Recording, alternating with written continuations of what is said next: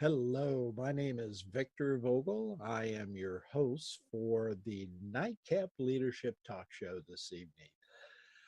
Tonight, we're going to be talking about roles and what they play in terms of leadership and how leadership interacts or behaves. Now, a lot of things that I've seen about leadership, whether they're being posted or whether they're videos. I see a lot about leadership, but I see very, very little in terms of discussion about roles that leaders play. So that's our topic area this evening. Now, before we get started, we have two basic rules I always go over in the front of every show. First of all, this is not a forum for grievances. If you have a grievance or you want to bring a specific grievance up, then you need to do that somewhere else other than this forum. This forum is really about helping leaders understand behaviors that will help them be more effective leaders and help them to more effectively inspire followers and employees to follow them. So we're not interested in trying to lay out any kinds of grievances anybody has on the program. There's plenty of other forums that you can do that on. This is just not one of them. Secondly, we don't want to mention any specific names of people or companies in here. We're really just looking for the specific behaviors that will help leaders become more effective. Okay, we got all those rules out of the way. So let's talk about roles. What this show really is about is for people to join me and come in here. And so I encourage you, if you have not joined or you don't join this particular show, uh, it will be reproduced on YouTube. It'll be reproduced on Facebook and through a blog I have and other forums. When you see this, post it, let people see it, and let them go to the YouTube channel playlist, Leadership Talk Show, where all of these programs are being broadcast. And they're also being broadcast on my blog, on Blogger.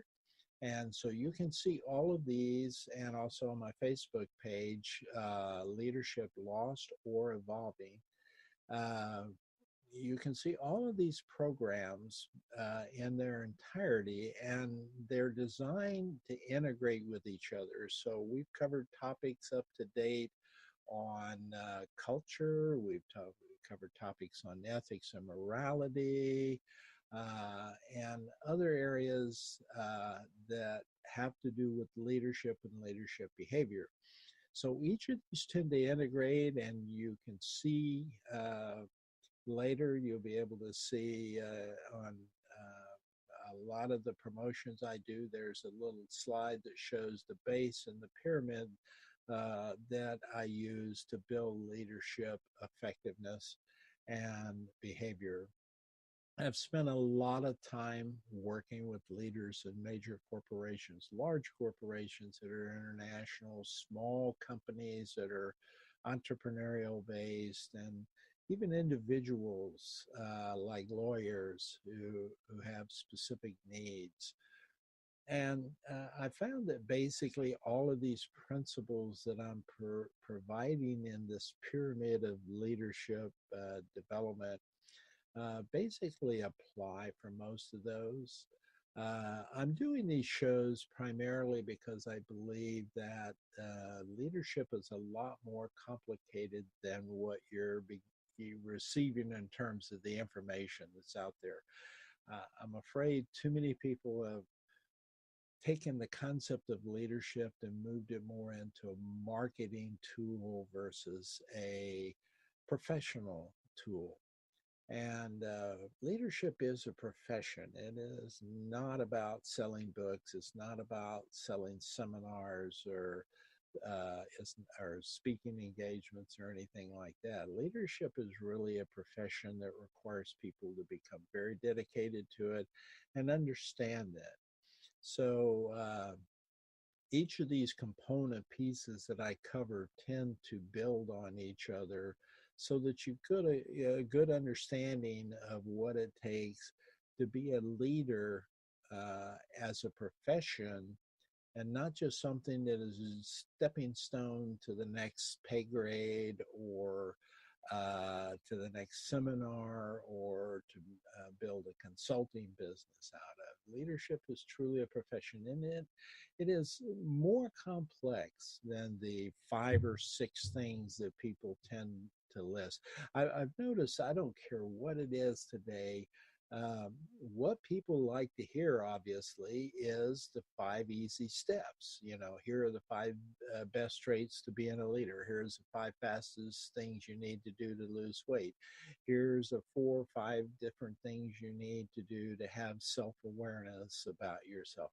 Whatever it is, it's 4 or 5 things, and that's all you need to know. And if you know those 4 or 5 things, you should be okay. But I've found that's not the case, folks. It's not the case, certainly, in the 2 areas where I've spent a lot of time over the last 10 years researching. One of them, well, a lot of time in leadership is over 35 years, and about 10 years as a personal trainer in weight loss and fitness.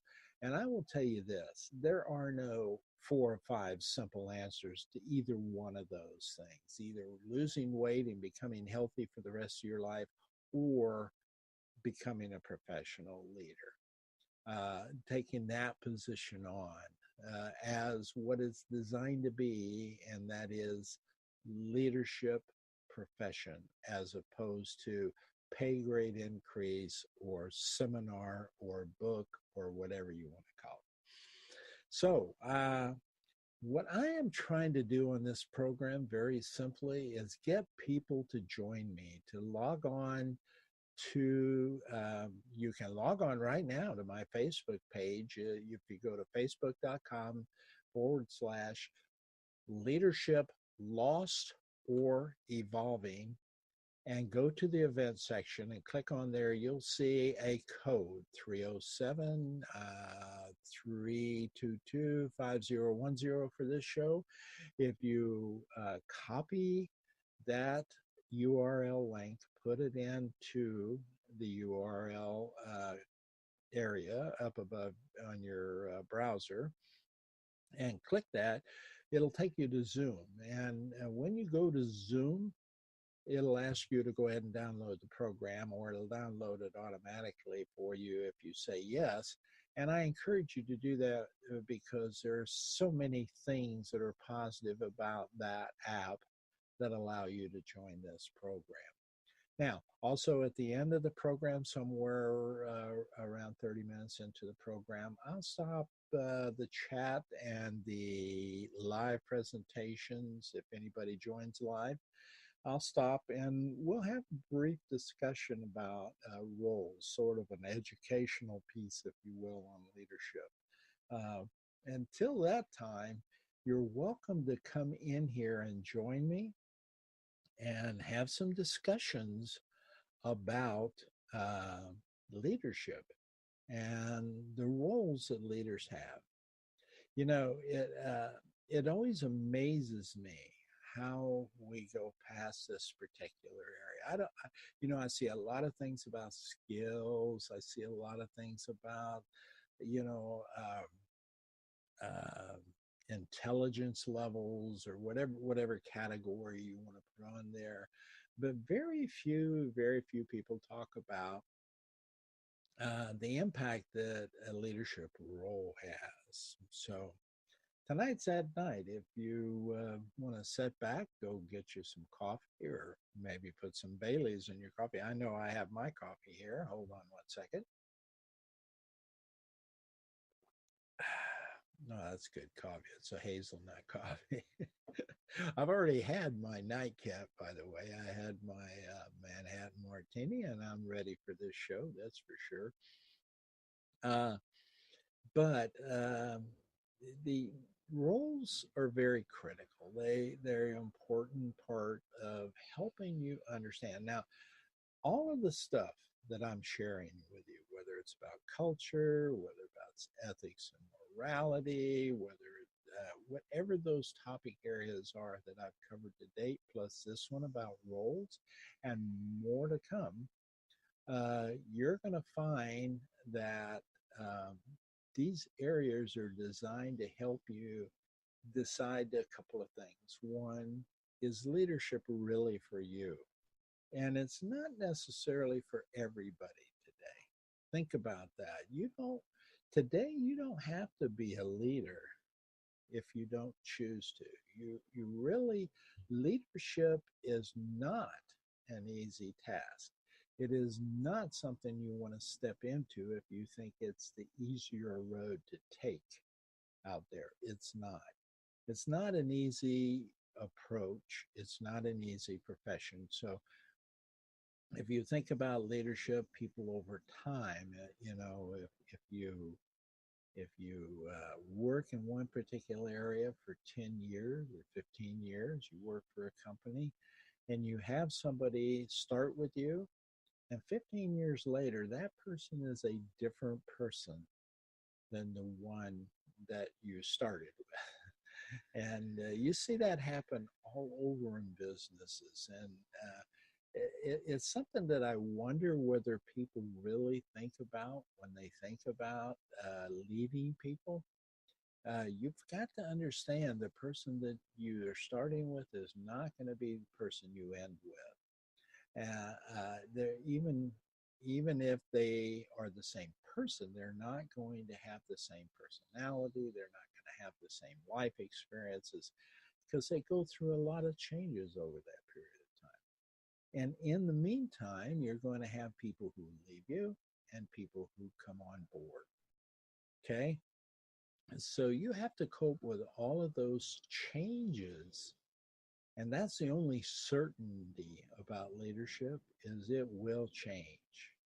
If you're a leader, things are going to change and you need to understand that. You need to learn how to cope with that. You need to how to focus on that as a leader.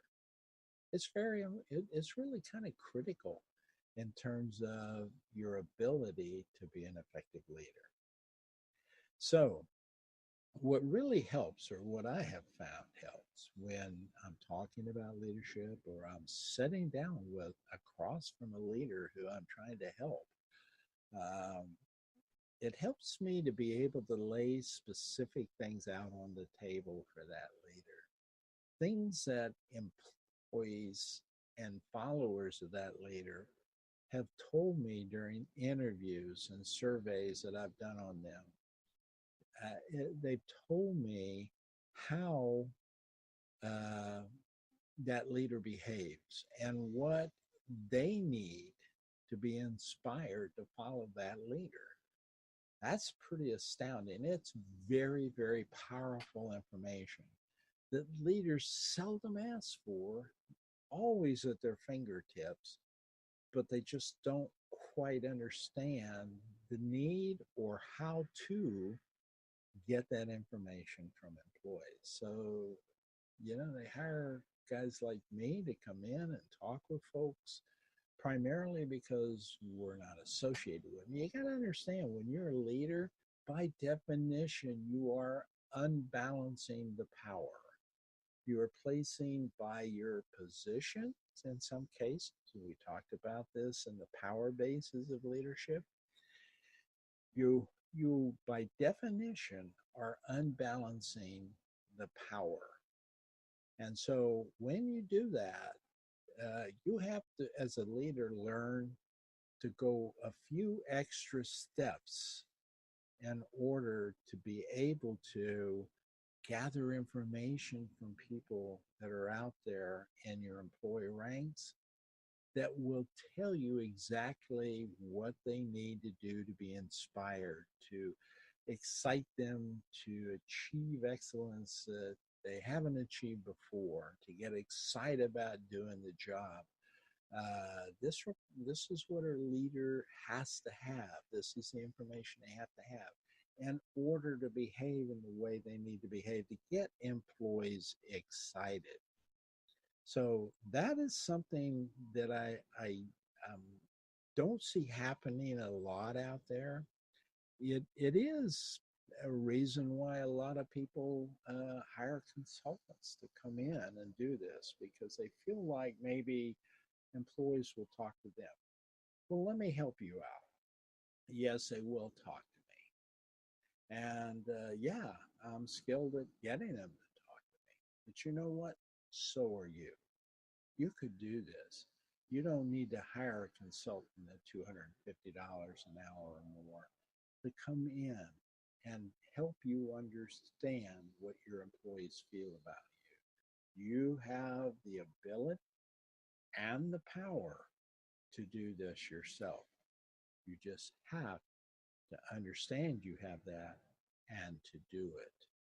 So, part of what this program is about is to get you excited and encouraged about doing that, to taking the steps necessary to get out there and find out what employees think about you. Now, you just can't go down and ask them. There's so much about how you lead, the culture you've established, the ethics and morals you have, the role you play, the position you're in. All of those things have some sort of influence, if you will, over how employees will respond and react to you.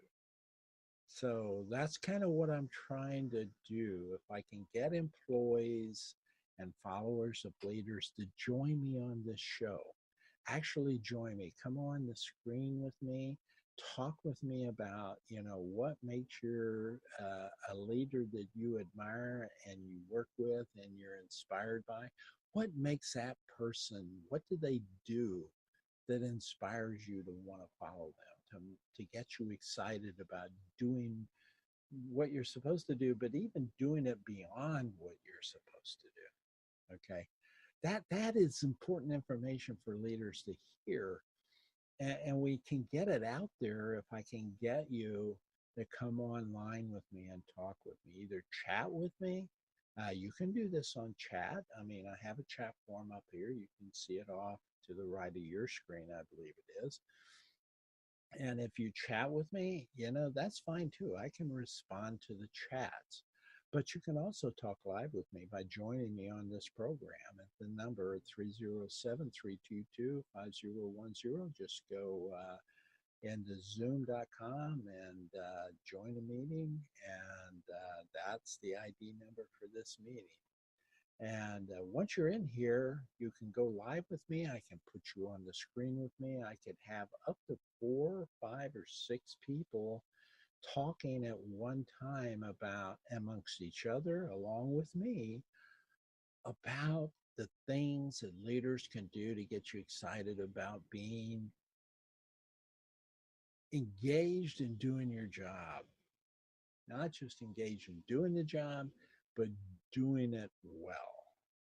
Okay, think about how powerful that is.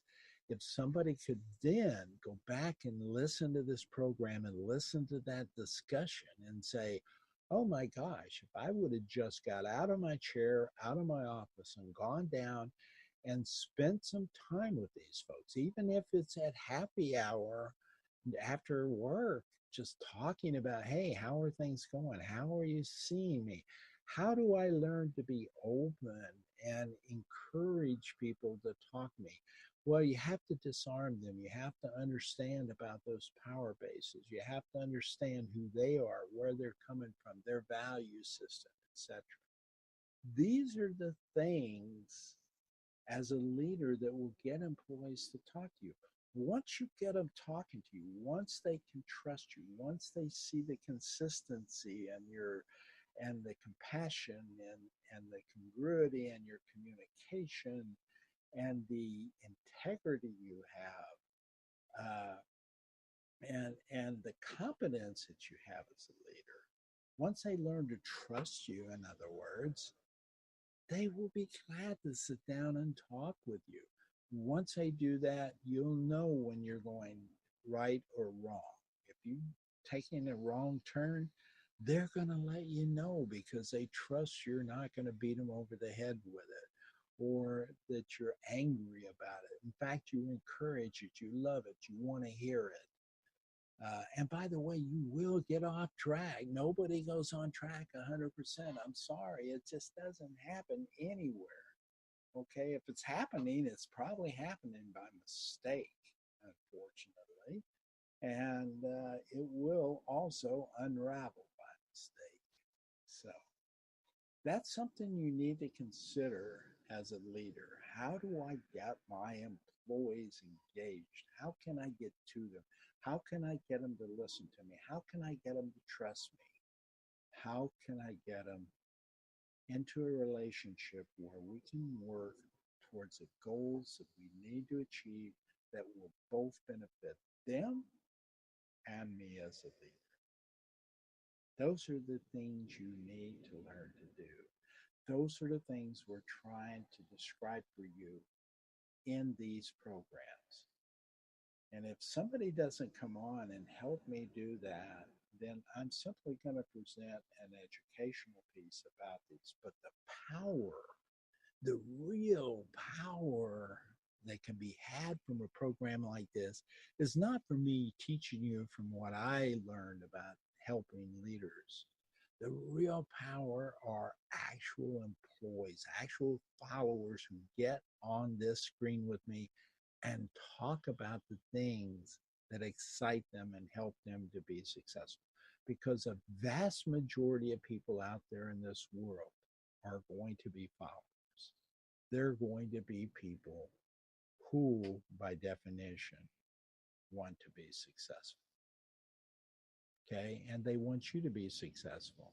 And if they can help you be successful, they will be successful, and that will benefit everybody. But we've pretty much eaten up this program for a while, talking about it. Nobody's come on with us again. So let's take a minute and talk about the concept of roles and leadership. You know, there are 2 points of existence where there is a level playing field for everyone: the moment of your birth and your death. Everyone, without exception, experiences these two events. Is at these 2 points that everyone is equalized. In between these 2 points, there are many factors that can influence who you are and who you will become. If we're realistic, we have to recognize that there are very few people who attain success, fame, or large amounts of wealth. Think about it. In the United States alone, we have a population of about 380 million people. In America, we have about 6 million people who have at least $1 million or more. The percentage of the total population who have at least $1 million would be about 1/4 of 1%. So after birth, the odds of you becoming a millionaire from whatever source could be considered about the same as winning a lottery. If we choose to deem success in terms of wealth or fame, then our role models are reduced to about 1/4 of 1% of our population. And that's not encouraging, to say the least. It's safe to say the largest population of leaders are not the rich and famous. Most leaders work within an organization or as an independent person in a variety of organizations with a host of purposes. If you choose a leadership as a profession, the chances are very slim you will be rich and famous as a leader. However, this is not to say it can't happen, but you could also win the lottery. If you won the lottery, would you continue as a leader? If you would not, then your purpose for leading was for money, not people. If you're deciding whether you want to be a leader, you should know enough about yourself to answer the question, why do I want to lead others? The answer to this question could well decide whether you become an excellent leader, a mediocre leader, or fail as a leader. Part of answering this question comes from what we've discussed in previous shows, like values, belief systems, ethics, morality, and the type of culture you would like to create. Leadership positions are often shaped by the role of the leader that plays.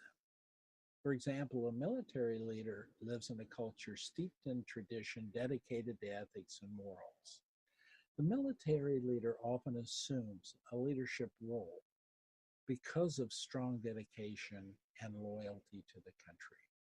Most military leaders are not paid well for their leadership, so they assume leadership because they have a sense of duty.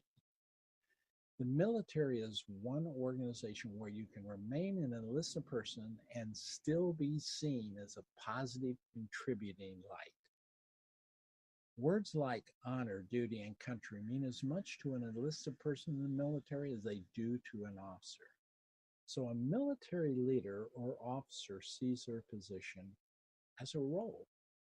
Because the military is steeped in tradition and the circumstances of combat often focus on life and death, officers have a more directive and controlling leadership role. Authority is rarely questioned, particularly on the battlefield.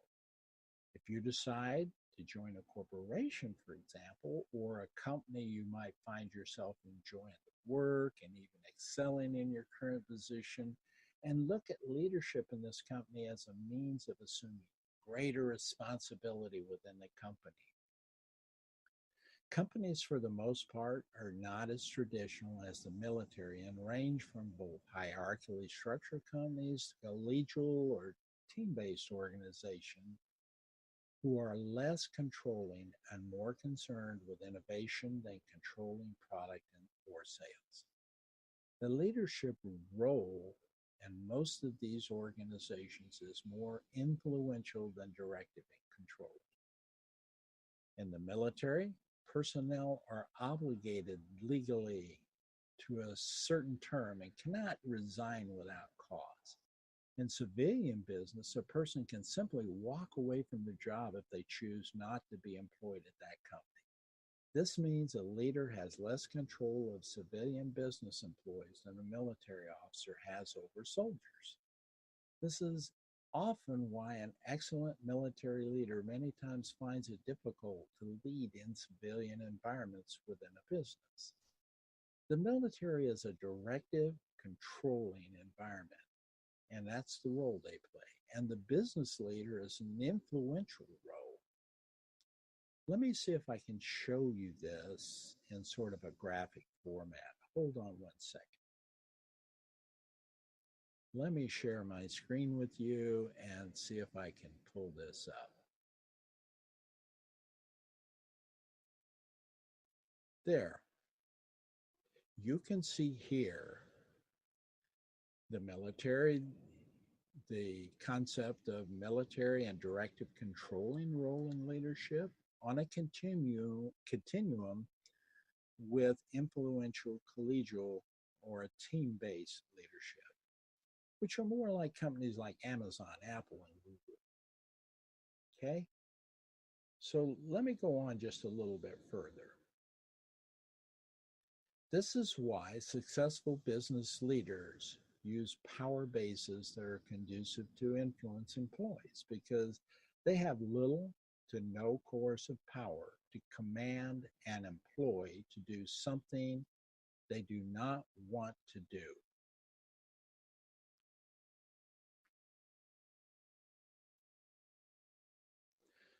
So, on a macro scale, you could say there are two basic opposing leadership roles. Now, let me put those back up for you for a second.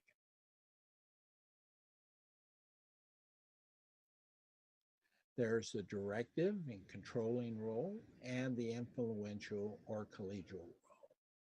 The concept of the continuum suggests there are a variety of degrees of directing and influencing that might interact somewhere in the middle. For example, in a civilian business, organizations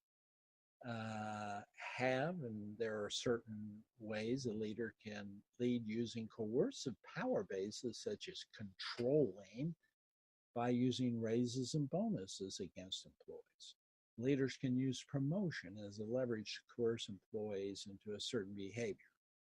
However, unlike the military, where an officer has the threat of jail time, the military, uh, the, uh, the military, for example, has the ability to control that person by simply showing them that if they try to leave, they can be jailed.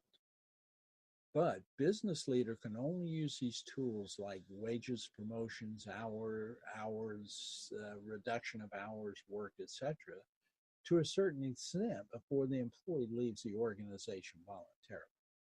Employees leaving at a high rate in a company can hurt product flow and sales. Consequently, actually, the employee has more power than the soldier when it comes to how they will react to directive coercive leadership. This is why a leader who is seen as more expert, approachable, caring, and compassionate usually has more productive long term workforces. Now, these traits can also be used in the military environment and often used in special operations units where there's equal respect for the talents and abilities of the soldier and the officer.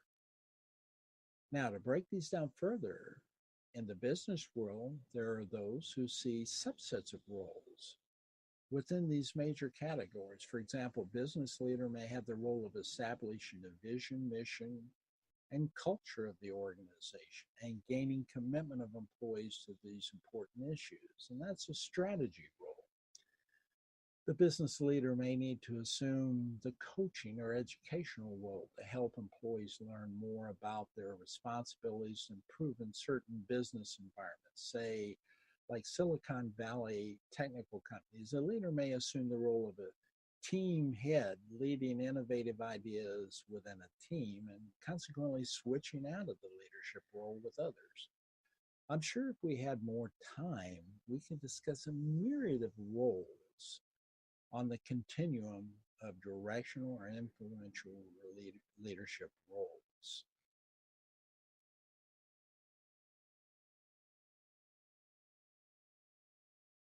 But these examples really kind of serve to show the need to define what roles you would feel most comfortable assuming as a leader. If you accept a leadership position with a role that does not suit your needs, you could be miserable in your position and it could lead to failure. Many leaders never start out wanting to lead or wanting to lead. Leaders like Martin King Jr. evolved into their leadership roles. So, what's really important is you understand your leadership role and the kinds of roles that fit you and what you want to do in your career. I know that there are many leadership roles that were inspirational, and they may not have had any education or experience as a leader.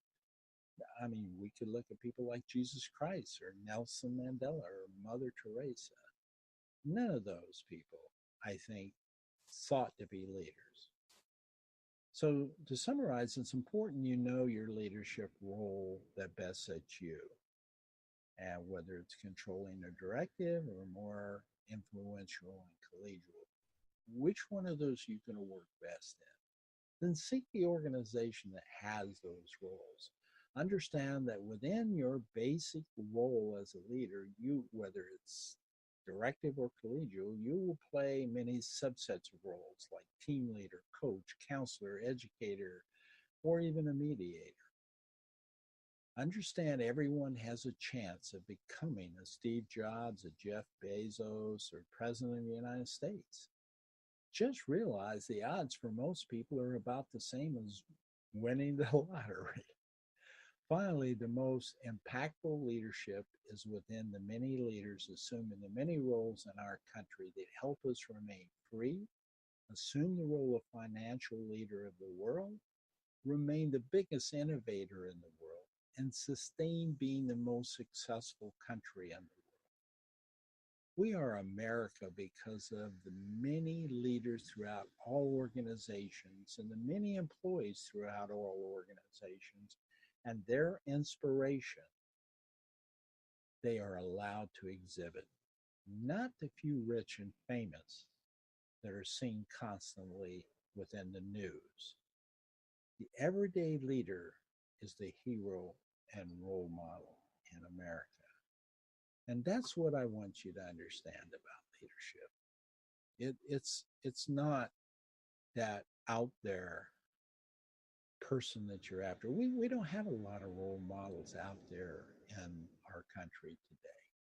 We don't have a lot of people we can turn to and point to and say, I want to be like that person. There are a few, and there's some out there that maybe you have some impressions about that you think are right, but you may wake up and find out they are not right. And all of those leaders have within themselves minor flaws. So you have to learn to have grace in that whole process of identifying who you think you might want to hold up there as a role model for leadership. Not everybody's perfect. Not everybody's going to have that perfect track record that you're looking for, but there are some who make a difference. Are you trying to help people and change the world, or are you primarily trying to direct and control so that you can sustain freedom and peace in our world? Or are you just in it for the money? You have to make that decision. And only you can decide that is just that.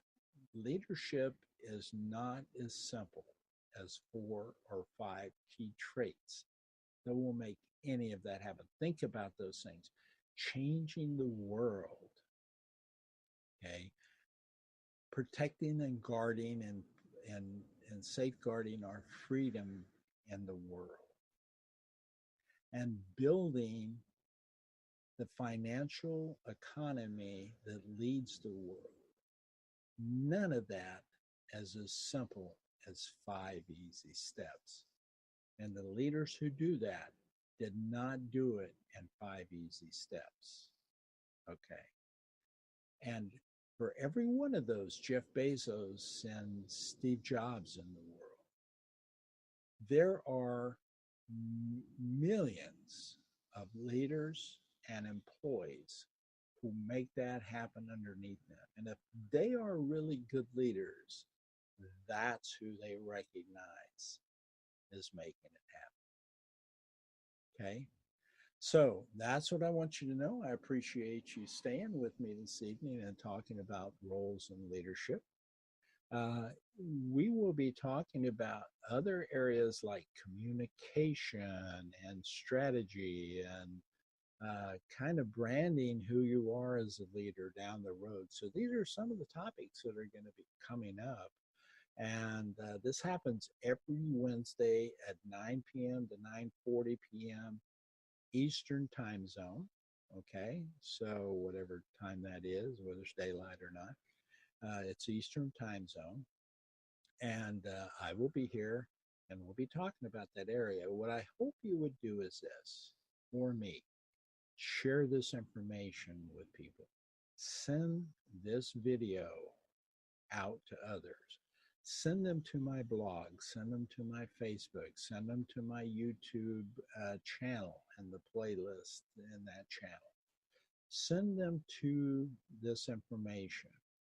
Encourage people to come join me, because we're missing out on the most powerful part of a program like this, and that is employees and people who follow leaders, helping leaders understand the kinds of behaviors, the kinds of things that are necessary to help them be successful. There are tons of us out there who would provide you, quote, expert advice.